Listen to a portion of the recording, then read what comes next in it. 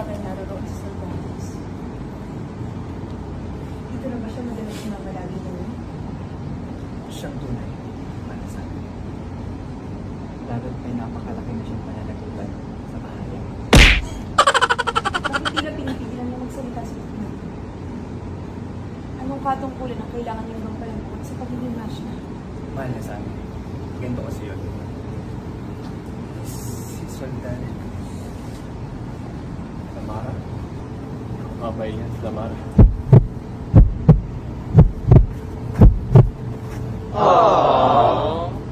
Kami ni Arloy ay pinag-isip. Kabiyak ko na. Kaya ako. Hindi na kailangan.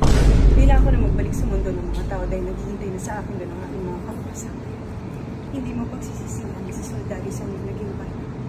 Hangad ko ang tagumpay ng inyong pagsasama. Lamara.